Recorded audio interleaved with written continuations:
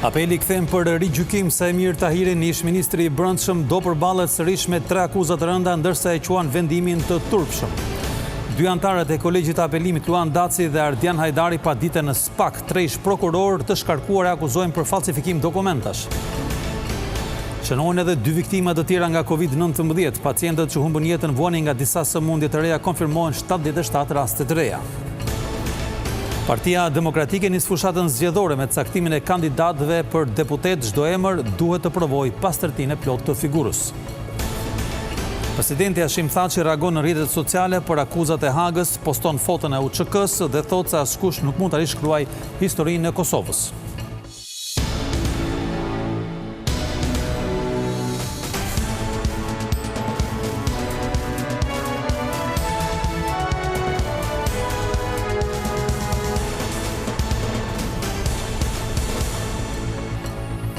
Mirëdita, do t'jemi së bashku me lajmet e drekës këtu në televizionin kombëtar Vizion Plus. Fillojmë menjëherë me zhvillimet kryesore të ditës deri në këto momente.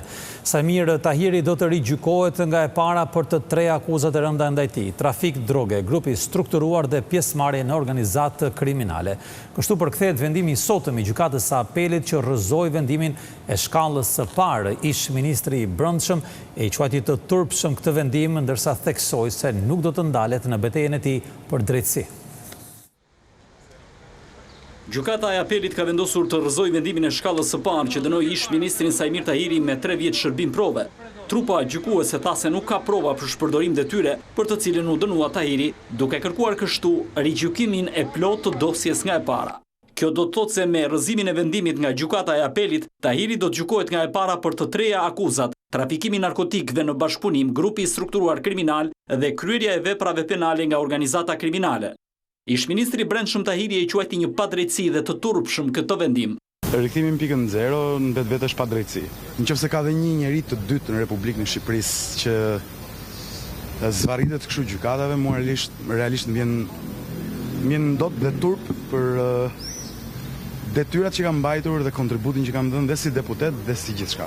Totalisht e pa kuptim për mua që të vazhdoj kjo histori thuajse 3 vjet. Beteja fillon nga e para. Gjykata lartë s'ekziston. Në sallën e gjyqit ishin të pranishëm edhe përfaqësues të ambasadës amerikane. Në seancë për herë të parë pas vetë-dorëzimit mori pjesë edhe Jael Çela, ish drejtori i policisë së Vlorës, i akuzuar gjithashtu për bashkëpunim me grupin Habilej. Në shtator të vitit të kaluar, organi i akuzës kërkoi dënimin e ish ministrit të brendshëm me 12 vjet burg, por gjykata e dënoi Tahirin me vetëm 3 vjet, i cili u konvertua në shërbim prove. Gjyqtarët e kolegjit të posaçëm të apelimit, Luan Daci dhe Ardian Hajdari, u paditën sot në prokurorinë e posaçme antikorrupsion nga 3 prokuror të shkarkuar nga vetingu. Në kallëzim vërehet se 2 antarët e kolegjit kanë mashtruar autoritetet duke dorëzuar të dhëna të falsifikuara. 2 antarë të kolegjit të posaçëm të apelimit, Luan Daci dhe Ardian Hajdari, janë kallëzuar penalisht në prokurorinë e posaçme për korrupsionin dhe krimin e organizuar. Padia është bërë nga ish prokuroria e Tiranës, Antoneta Sevdari, ish prokurori i Korçës, Elsion Sadiku, dhe ish gjyqtari i apelit në Tiranë, Ervin Metalla. Ata akuzojnë 2 gjyqtarët e KPA-s për falsifikim, fshehje të ardhurash dhe mos deklarim pasurie. Të 3 paditësit janë shkarkuar më herët nga detyra gjatë procesit të rivlerësimit. Ata pretendojnë se nga kërkimet e tyre kanë siguruar të dhëna se Hajdari ka paraqitur pranë avokatit të popullit dokumente me përmbajtje të falsifikuar, me qëllim që të zgjidhej antari institucioneve të rivlerësimit. Kallëzuesit pretendojnë se bazuar në të dhënat publike, Luan Daci është regjistruar për herë të parë në organet tatimore për të ushtruar profesionin e avokatit në tetor të vitit 2007 dhe se nuk mund të vërtetohet ligjërisht se ka qenë avokat para këtij viti. Strukturat e posaçme nisën procedimin penal ndaj Dacit për falsifikim të dokumentave, për shkak të mos deklarimit gjatë aplikimit të shkarkimit nga detyra në vitin 97, si dhe deklarimit të tij para komisionit ad hoc se ishte larguar me dorëheqje. Gjykata e posaçme për korrupsionin dhe krimin e organizuar më 20 maj caktoi masën e sigurisë pezullim nga detyra, por që u rrëzua më pas nga apeli me shumicë votash, duke vlerësuar se fshehja e masës disiplinore nuk ishte falsifikim. Shohim çfarë ndodh nga pandemia. 2 pacientë me koronavirus që vuanin nga disa sëmundje të tjera të rënda humbën jetën në orët e fundit në spitalin infektiv. Mjekët thanë se në të gjithë vendin u zbuluan edhe 77 raste të reja, ndërkohë që në pavione po marrin trajtim 87 persona. Koronavirusi ka shkaktuar komplikacione edhe tek 2 persona me sëmundje të tjera të rënda, duke u shkaktuar vdekjen. Në total numri viktimave është 51. Për fat keq, kanë humbur jetën 2 qytetarë. 2 humbjet e jetës kanë qenë të papritura. Një 76 vjeçar nga Tirana me disa sëmundje bashkëshoqëruese, pas ishte përmirësuar pas 15 ditëve të trajtimit, ka psuar tromboemboli pulmonare. Dhe një 54 vjeçar në gjendje të rëndë me insuficiencë renale ka ndëruar jetë në urgjencën e spitalit infektiv. 77 të rinj të infektuar u konfirmuan nga 402 testet e kryera në laboratorin e virologjisë. Në Tiranë 28 raste, në Shkodër 13, Durrësi dhe Korça nga 5 raste, 4 raste Delvina dhe Berati, 3 raste në Fier, Kurbin dhe Puk, 2 raste në Elbasan dhe Kamës dhe nga një rast përkatësisht Kruj, Tropoj, Librazh, Gjirokastër dhe Sarand. Situata në spitalin infektiv paraqitet shqetësuese, ku 15 pacient janë në terapi intensive. Aktualisht kemi 87 të shtruar, 15 janë në terapi intensive dhe 2 raste janë të intubuar. Deri më tani janë kryer 3380 teste serologjike, nga të cilat ka rezultuar se 6% e tyre kanë kaluar sëmundjen, ndërkohë numri i telefonatave në urgjencën kombëtare është në rënje. Në komunikimin javor me gazetarët, presidenti Meta u shpreh gatshëm të bashkëpunojë për ngritjen së mëparë të gjykatës kushtetuese. Kreu i shtetit foli edhe për akuzat ndaj Hashim Thaçit, duke thënë se kjo është një sfidë që kërkon besim tek miqtë ndërkombëtar të shqiptarëve. Presidenti i Republikës shtrindorën e bashkëpunimit për ngritjen e gjykatës kushtetuese. Pa u mbërkoi Ilir Meta është i ndërpritur të përmbushë çdo kërkesë të institucioneve përgjegjëse për krijimin e kushtetueses pasi të kenë nxjerrë detyrat nga rekomandimet e Komisionit të Venecias. Implementimi i rekomandimeve të Komisionit të Venecias është e vetmja rrugë për të ecur përpara. Jemi të gatshëm për të bashkëpunuar me gjithë institucionet duke nisur me Kuvendin e Shqipërisë dhe kjo realizohet jo përmes interpretimeve sipas dëshirave apo interesave të secilit, por vetëm përmes respektimit të kushtetutës. Pas votës pro në parlament për emërimin e Arben Shehu si kryetari i kontrollit të lartë të shtetit, Ilir Meta tha se nuk ekziston asnjë marrëveshje mes tij dhe mazhorancës që në këmbim të pranimit të kandidaturës së tij ai dekretoi ligjin për Eurobondin.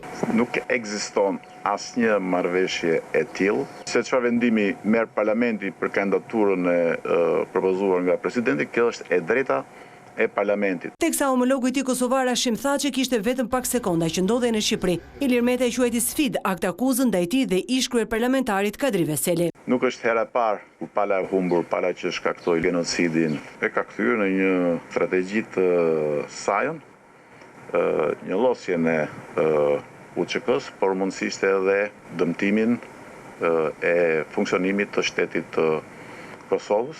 Dim që ende vrasit e vëllezër Bytyçi, për cilët ka një rezolut të Kongresit Amerikan dhe të shumë institucioneve të tjera, kanë edhe funksione publike. Në përgjigje të shëndrimeve të kryeministrit Edi Ramas, se drejtësia ndërkombëtare është treguar selektive. Në rastin e hetimeve për krimet e kryera gjatë luftës mes Kosovës dhe Serbisë, kreu i shtetit tha se është shkuar për urtësi dhe besim ndaj miqve të perëndimit. Nuk është momenti këtu të merremi me drejtësinë ndërkombëtare, aq më tepër sa po flisnim për raportin e Venecias, që tregon që nuk është se kemi shkëlqyer në drejtësinë kombëtare, dhe natyrisht që nuk është momenti për të ushqyer mos besim ndaj alatëve tanë perëndimor, të cilët kanë qenë edhe janë me shtetin e pavarur të Kosovës. Thirrjes së Begjet Pacollit për mbledhjen e një kryesë të gjithë faktorit politik shqiptar. Presidenti u shpreh se është i hapur për çdo takim, por nuk është koha për protagonizëm, pasi Kosova është shtet i pavarur dhe funksionon me institucionet e saj. Për herë të parë, kandidatët për deputet të Partisë Demokratike do të zgjidhen nga antarësia. Sekretari i përgjithshëm Gazmend Bardhi tregon për Vizion Plus se procesi shënon në nisjen e fushatës që synon dhe ardhen e opozitës në pushtet, ndërkohë kandidatët duhet të garantojnë një figurë të pastër në të gjitha drejtimet.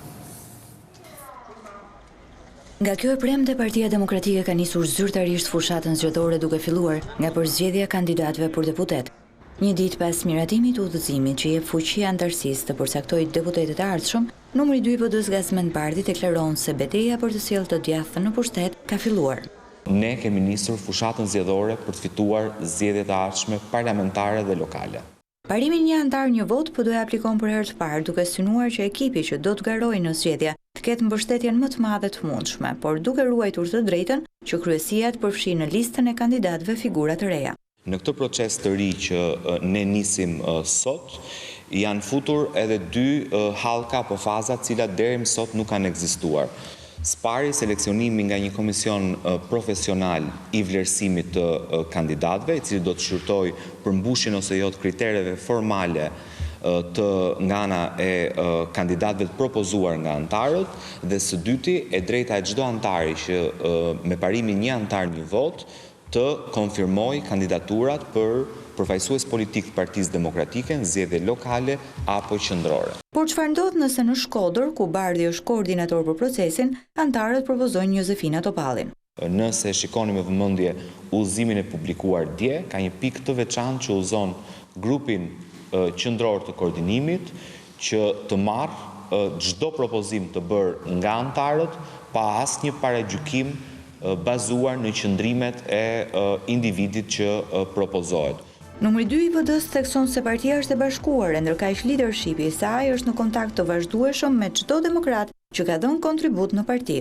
Fakti që një individ i caktuar humb një privilegj të fituar nga demokratët në një moment të caktuar nuk nënkupton përçarje të partisë. Nënkupton humbje të privilegjit. Detyrimi i çdo demokrati është që pavarësisht nëse ka apo jo privilegj, nëse është apo jo i ulur në një karrike, të vijojë të mbështesë demokratët. Udhëzimi i miratuar nga Partia Demokratike parashikon që çdo kandidat duhet plotësojë një formular vetë deklarimi mbi figurën dhe integritetin. Ajo që bie në sy në këtë formular se cili do që dëshiron të kandidojë, duhet ju përgjigjet jo vetëm pyetjeve që lidhen me procesin e dekriminalizimit apo dekomunistizimit. Të gjithë kandidatët duhet japin sqarime për pasurinë e tyre për eksperiencën e tyre në punë.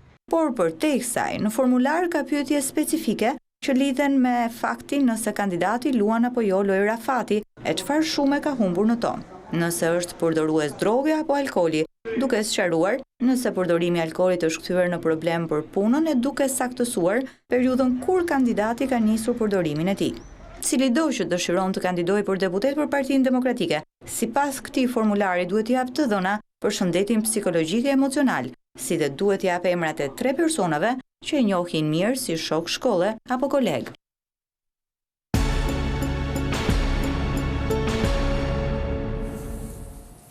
Blut e kryeqytetit kanë arrestuar sot një 26 vjeçare për atentatin tek komuna e Parisit.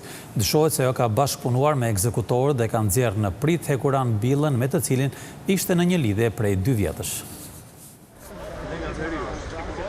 Ka shkuar në 3 numri i personave të arrestuar për vrasjen e hekuran billës. Pas arrestimit të Viktor Markut dhe nipit të tij Sebastian Mali, blut e kryeqytetit kanë prangosur në orët e para të mëngjesit të kësaj të premteje edhe një 26 vjeçare. Vizion Plus mëson se ajo është Adiola Lakra. E reja dyshohet se ka bashkëpunuar me 2 autorët në ekzekutimin e hekuran billës. Nga hetimet ka rezultuar se Lakra ka qenë në një lidhje prej më shumë se 2 vjetësh me billën. Gjithashtu dyshimet e policisë tregojnë se 26 vjeçaria e udhëzuar nga Viktor Marku dhe Sebastian Mali kanë nxjerrë në prit të dashurin e saj. Sipas hetimeve mësohet se ajo ka telefonuar billën dhe i ka kërkuar takim në zonën e komunës së Parisit pranë shtëpisë së motrës së tij, pikërisht aty ku ndodhi edhe atentati. Telefonata është zbuluar nga tabulatet telefonike dhe që prej ditës së vrasjes ajo është mbajtur nën vëzhgim nga agjentët e policisë për të arrestuar këtë të premte në bashkëpunim me Blut e Beratit. E paqartë është lidhja mes Lakrës dhe 2 autorëve Daj e Nip. Nuk dihet nëse ajo është paguar ose jo.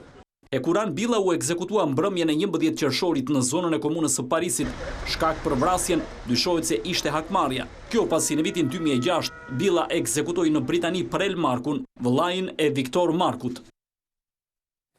Një 35 vjeçar u arrestua nga policia e Pogradecit sot pasi u kap duke transportuar me furgon 11 emigrantë të paligjshëm nga lindja e mesme. Prangosja e tij u bë pas informacioneve të marrë në rrugë operative nga ana uniformave blu.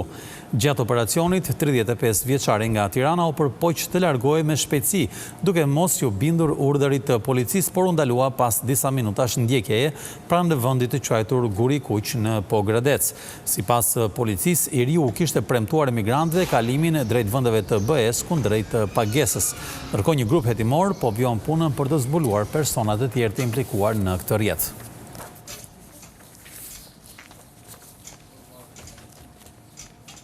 Ministria e Brendshme ka bërë tashmë gati një projekt ligj të ri për azilantët. Zëvendës ministre e Brendshme Rovena Voda sqaron se synimi është forcimi i kritereve për emigrantët nga lindja që duan të qëndrojnë në Shqipëri.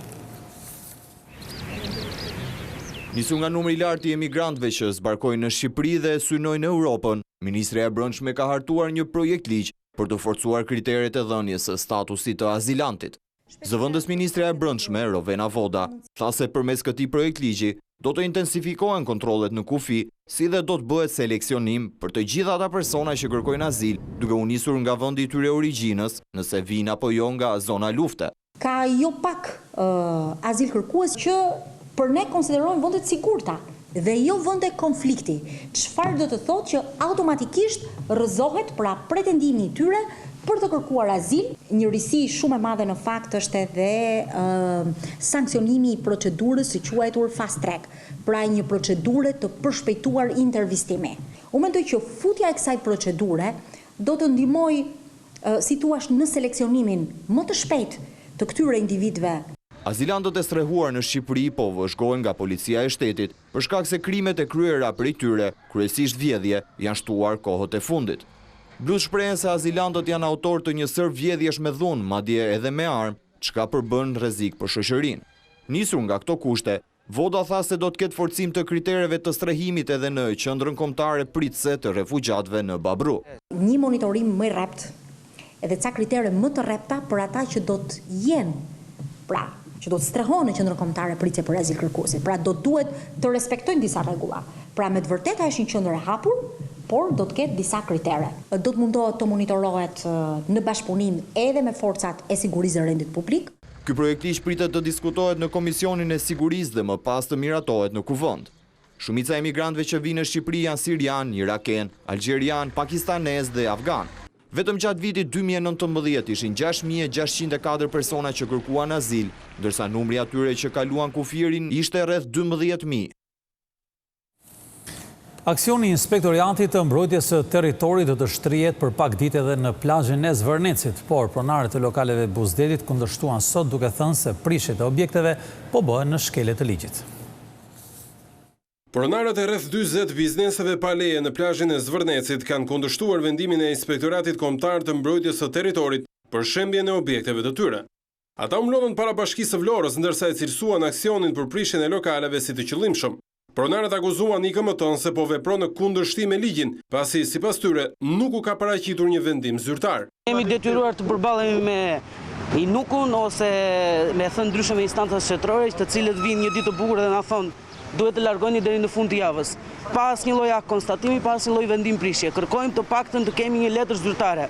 Më vonë ta kemi si për të hapur një gjyq apo diçka, jo kështu pa asnjë lloj në mënyrë verbale. Nuk ka asnjë njoftim zyrtar me letër, në mënyrë të shkruar zyrtarisht, por kanë ardhur në rrugë verbale, duke folur me gojë që këto objekte do të prishen dhe juve duhet merrni masat për të larguar sa më shpejt. Kanë thënë na e hëna dhe tutje duhet të largoheni që të merrni materiale dhe të largoheni. Në të kundërt, shteti do t'i prishi dhe do t'u gjobis. Protestuesit paralajmëruan se nuk do të lejojnë forcat e IKM-t që të vijojnë aksionin, nëse nuk do të gjenë një zgjidhje deri ditën e hënë, pasi prej vitesh i kanë paguar bashkisë taksa.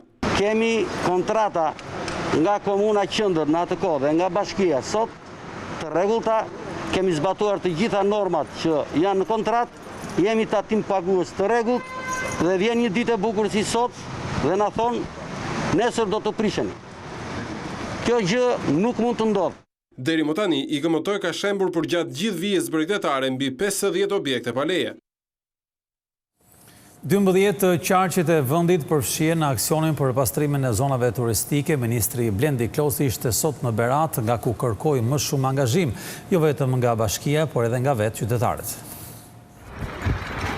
Në ditën ndërkombëtare të mjedisit, ministri Blendi Klosi ishte në Berat, ku vijon aksion i pastrimit të qyteteve për mbarvajtjen e sezonit turistik, fushat e cilat do të shtrihet në 12 qarqe. Ministri i Mjedisit Blendi Klosi apeloi për ndërgjegjësim dhe marrjen e përgjegjësisë nga të gjithë qytetarët për pastrimin e ambienteve publike. Ky nuk është një aksion që po ndodh vetëm në Berat, sot po ndodh në të 12 qarqet e vendit. Tashmë kanë marrë një detyrë për të marrë një prezencë sa më të madhe të gjithë institucioneve dhe shoqërisë civile, po ashtu qytetarëve që do duhet të bashkohen kësaj nisme për të pasur një Shqipëri turistike të pastër. Është një muaj që gjithmonë ka pasur shumë turistë. Edhe për t'i pritur ata sa më mirë, po organizojmë dhe këtë aktivitet sotëm, i cili do të kërkojë pastrimin e gjithë akseve turistike të këtij qarku. Kryetari i Bashkisë Berat Ervin Demo tha se aksioni është i rëndësishëm në funksion të turizmit dhe u ka bërë apel qytetarëve që t'i bashkohen nismës. E zjarfikse sot tani që po flasim janë duke pastruar muret e galas, edhe një pjesë tjetër e stafit ka filluar punën në teren. Ajo çfarë është më e rëndësishme, besoj unë se sa vetë pastrimi i ditës sotme është që të gjithë ju duhet bëni megafon për të shpërndarë përgjegjësinë që ka, për të ndërgjegjësuar përgjegjësinë që ka çdo qytetar për të mbajtur pastër ambientin e vet. Në aksionin e pastrimit të qytetit të Beratit morën pjesë edhe shumë qytetarë në trilagjet muzeale Goric, Mangalem dhe Kala. Në të gjitha shkollat nëntëvjeçare të vendit po bëhet regjistrimi i nxënësve në klasat e para. Prindrit kanë afat deri në 30 qershor për të kryer këtë proces, por nuk do të penalizohen ata që nuk ndodhen në Shqipëri. Në 1150 shkollat nëntëvjeçare publike në vend, prej disa ditësh kanë nisur regjistrimet e fëmijëve në klasat e para për vitin e ri shkollor 2020-2021. Procesi do të mbyllet më 30 qershor. Afro 30.000 nxënës pritet të ulen për herë të parë në bangat e shkollës. Aktualisht ne jemi pothuajse në përfundim të këtyre regjistrimeve. Jemi të kënaqur pasi pothuajse 50% e nxënësve që ne presim të thithim në klasën e parë kanë shkuar të regjistrohen. Diku regjistrimet kanë qenë rreth 15.000 nxënës që janë regjistruar në sistemin publik dhe jo publik. Diku të 30.000 nxënës presin të regjistrohen për këtë vit.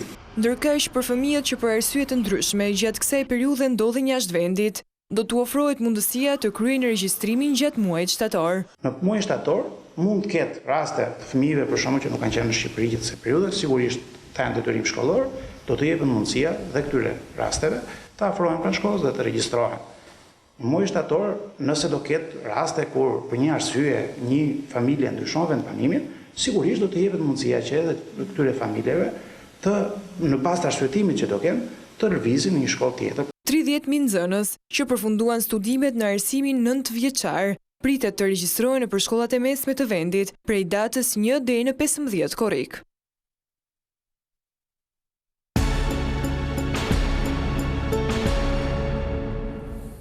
Edhe pse deri më tani ka zgjedhur heshtjen, presidenti i Kosovës Hashim Thaçi ka gjetur mënyrën për t'u përgjigjur akuzave për krime lufte. Bashkë me logon e UÇK-s, ai shkrua në rrjetet sociale se historia e Kosovës nuk mund të rishkruhet. Askush nuk mund të rishkruaj historinë e Kosovës. Kjo është përgjigja e presidentit Hashim Thaçi 2 ditë pas ngritjes së aktakuzave nga Prokuroria Speciale në Hag.